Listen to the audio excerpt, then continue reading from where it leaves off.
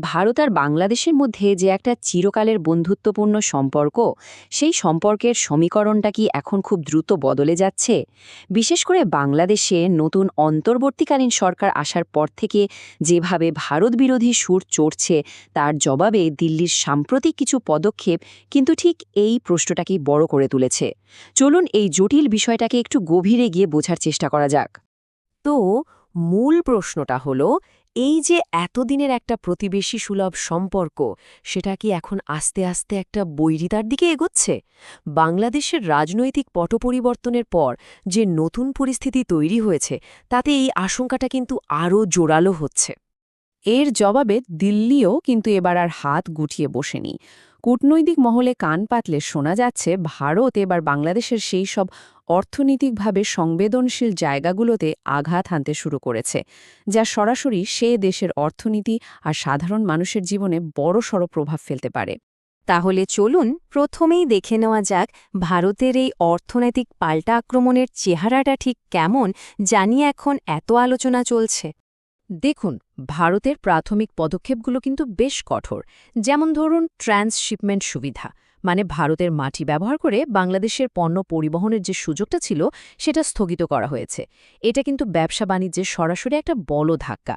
শুধু তাই না, বছরের পর বছর ধরে বাংলাদেশ ভারতের কাছ থেকে যে ভর্তুকিযুক্ত জীবনদায়ী ওষুধ পেত, সেই বিশেষ সুবিধাটাও এখন বন্ধ হওয়ার পথে।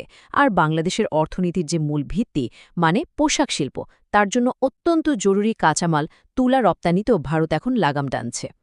তবে এগুলো তো সবই শুরু। আসল অর্থনৈতিক চাপটা আসতে চলেছে কিন্তু সম্পূর্ণ অন্য একটা দিক থেকে, যা হয়তো অনেকেই ভাবতেও পারেননি। আর সেই সবচেয়ে বড় চাপটা আসতে পারে বাংলাদেশের পরিবহন ব্যবস্থার ওপর।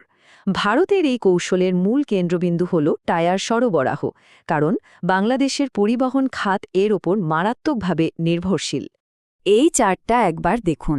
এটা দেখলেই বোঝা যায় বাংলাদেশ ঠিক কতটা নির্ভরশীল। দেশের রাস্তায় যে সমস্ত ভারী ট্রাক পণ্য আনা নেওয়া করে, তার প্রায় ৮০% টায়ারই আসে ভারত থেকে। এই বিপুল নির্ভরতা বলা যেতে পারে ভারতের হাতে একটা বিরাট বড় অস্ত্র তুলে দিয়েছে। এমআরএফ, অ্যাপোলো বা সিয়েটের মতো বিশ্বমানের ভারতীয় ব্র্যান্ডগুলো বাংলাদেশের বাজারে এক কথায় একচ্ছত্র আধিপত্য বিস্তার করে আছে। এদের কোয়ালিটি এবং দামের কারণে এদের কোনো সহজ বিকল্প খুঁজে পাওয়া প্রায় অসম্ভব একটা ব্যাপার। একবার ভাবুন তো, ভারত যদি এই টায়ার সরবরাহ লম্বা সময়ের জন্য বন্ধ করে দেয়, তাহলে কি হতে পারে? দেশের পুরো সাপ্লাই চেনটাই তো ভেঙে পড়তে পারে। আর ট্রাকের চাকা যদি একবার থেমে যায়, তাহলে সাধারণ মানুষের নিত্য প্রয়োজনীয় জিনিসের দাম আকাশছোঁয়া হতে কিন্তু খুব বেশি সময় লাগবে না। এখন স্বাভাবিকভাবেই প্রশ্ন ওঠে, বাংলাদেশ কি অন্য কোনো দেশ থেকে এই টায়ার বা অন্যান্য জরুরি পণ্য আমদানি করতে পারে না? এর উত্তরটা কিন্তু অতটা সোজাসাপটা নয়। অনেকেই হয়তো বলবেন, বিকল্প হিসেবে চীন বা জাপান তো রয়েছেই, কিন্তু বাস্তবতাটা কি সত্যি এতটা সহজ? এই টেবিলটাই দেখুন, বিষয়টা পরিষ্কার হয়ে যাবে। ভারত থেকে পণ্য আমদানিতে ভৌগোলিক নৈকট্যের কারণে যে সুবিধা আর কম খরচ হয়, তা বিশ্বের অন্য কোনো দেশ দিতে পারবে না। জাপান বা আমেরিকা থেকে টায়ার বা কাঁচামাল আমদানি করা বাংলাদেশের টালমাটাল অর্থনীতির জন্য একটা বিশাল বিলাসিতা ছাড়া আর কিছুই নয়। আর চীন হয়তো সস্তায় কিছু পণ্য দিতে পারে, কিন্তু সেগুলোর গুণগত মান আর সময়মতো ডেলিভারি পাওয়া যাবে কিনা তা নিয়ে একটা বড় প্রশ্ন কিন্তু থেকেই যায়। এই সমস্ত অর্থনৈতিক পদক্ষেপের আড়ালে ভারত আসলে একটা অত্যন্ত স্পষ্ট কূটনৈতিক বার্তা দিতে চাইছে বাংলাদেশকে। মূল বার্তাটা হল, কূটনীতি এবং অর্থনীতি আসলে একে অপরের থেকে আলাদা কিছু নয়। মানে, একদিকে আপনি প্রতিবেশী দেশের প্রতি একটা বৈরী মনোভাব দেখাবেন, আর অন্যদিকে সেই দেশের থেকেই সস্তায় পণ্য আর ভর্তুকি নিয়ে নিজের বাজার সচল রাখবেন। এটা তো আর দীর্ঘদিন চলতে পারে না। সুতরাং ভারতের এই কড়া অবস্থান আসলে একটা স্ট্র্যাটেজিক মেসেজ। এটা পরিষ্কারভাবে বুঝিয়ে দিচ্ছে যে জাতীয় সম্মান এবং আঞ্চলিক স্থিতিশীলতার প্রশ্নে ভারত কোনো রকম আপোষ করতে রাজি নয়। এই জটিল পরিস্থিতিতে বাংলাদেশের নেতৃত্বের সামনে এখন পথ চলার বিকল্পগুলো ঠিক কি আছে? দেখুন, বাংলাদেশের সরকারের সামনে এখন মূলত দুটো পথ খোলা।